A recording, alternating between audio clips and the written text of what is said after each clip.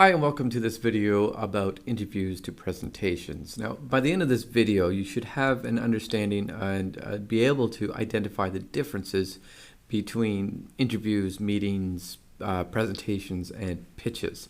This is really an introductory type of video, and I just want to go over some of the basics and the differences that you'll come across in these different genres and allude to or get you prepared for the later modules in this course that we will go into more detail about interviews and business pitches and presentations. The importance of speech. It's extremely important that you develop some sort of skill in communicating your ideas. Throughout your business career, you'll have different opportunities to speak, from the job interview to a business meeting to perhaps an internal company meeting, and you may even have the opportunity to give some sort of pitch or some sort of presentation. So it's extremely important that you learn how to speak publicly and how to speak for a purpose, but also how to make use of the language. And we'll be talking about various elements throughout this course on things that you should improve on or that you can work on or enhance to make your meaning or your speech more meaningful. Let's think about different things that you might want to consider, for example, from panel job interviews to business meetings. Now, the important things that we should be considering, and we'll go into detail about this in the course, are things like your rhythm of your speech. English is a rhythmic type of language. We don't always speak in the same rhythm, right? We speed up our speech, we slow down our speech, we have stressing, we have pausing in our speech. And these are things that you should be considering. And we'll go into more detail about how you can make use of rhythm and stress and pausing to be persuasive later on in this course. But you want to make sure that you're using appropriate style and tone of language. And you want to make sure that the attitude that you want your audience or your people in your meeting or your panel that you're being interviewed by, you want to make sure that your attitude is being perceived the way you want it to be perceived. So just going briefly over some differences in different speaking genres or different situations. You have your one-to-one type of conversation. And then you, of course, have your one-to-many. A business presentation to an audience would be an example. You have many-to-many type of conversation. That could be a large meeting with a group of people. And in those many-to-many type of conversations, you can have collaborative speaking where you're trying to collaborate and build upon each other's jobs, or maybe you're working towards a common goal, so you're more your purpose for speaking is more cooperative in a sense.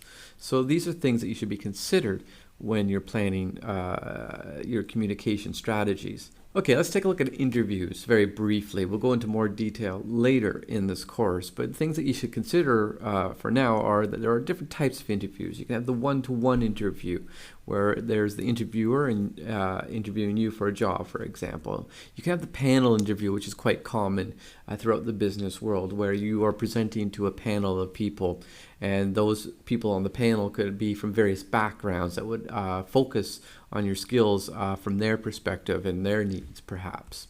And then there's also the group interviews, where you will be participating in an interview with other people, perhaps applying for the same job or multiple positions within a company.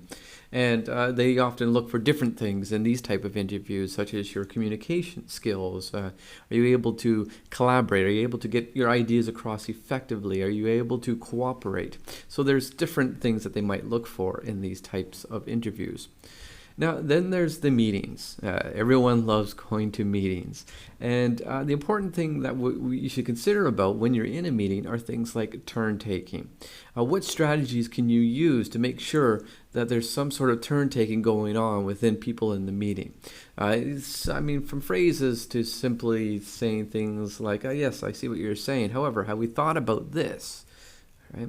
Simple phrases that allow you to interject, allow you to interrupt, but interrupt it politely, and also add meaning to the conversation. So skills in turn taking become quite important.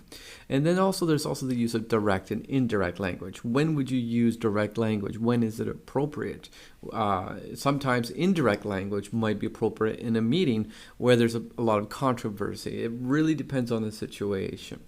And body language is also important. We'll have a short video later on about body language, but you can make use of your body language to enhance your message. And also different ways of showing agreement or showing disagreement, negotiating skills in a meeting. These all become important. Presentations, again, are a little bit different. You should be aware of your audience, as usual. We always recommend that. Be aware of your purpose, and also your body language is quite important. But here, your delivery starts to play a large role in getting your message across. Delivery is extremely important, although it's not everything. Still, the content of what you're saying, the logic or the meaningfulness of what you're trying to say is the most important. But how you deliver that, are you engaging your audience? Are you using body language? This is all quite important in presentations. Pitches, quite similar to quite simple to presentations. You need to be aware of your audience. You need to be aware of your purpose. And you also need to be aware of body language as well. But you also need to be aware of the type of language that you're using to make your speech persuasive.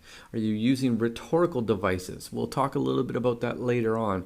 Are you using stress and pausing to emphasize a particular meaning? Are you using the rhythm of your language to emphasize a main point? So these are things that you should really consider. And these are some of the main differences that you can see across these different genres of speaking. So the importance of speech, it's really, there's a lot there to think about. Every genre has a particular skill that you might want to focus on. In meetings, as I said, you might want to focus on your turn-taking strategies, your ability to use direct and indirect language, how you show agreement, how you're able to collaborate and cooperate. In job interviews, you might want to show how confident you are in your language choice, your word choice. Are you using words that emphasize your authority in the subject and your expertise in the subject? Are you presenting yourself with your speech or the rhythm of your language in a way that makes you sound enthusiastic about the job? Body language plays a role. So these are all a lot of things that you need to consider. We'll go into more detail throughout this course, but for now, this is what I want you to think about. I want you to think about the differences among the different genres of speaking, but also some of the important points and skills that are necessary to make yourself an effective speaker in different business contexts. Thank you for watching.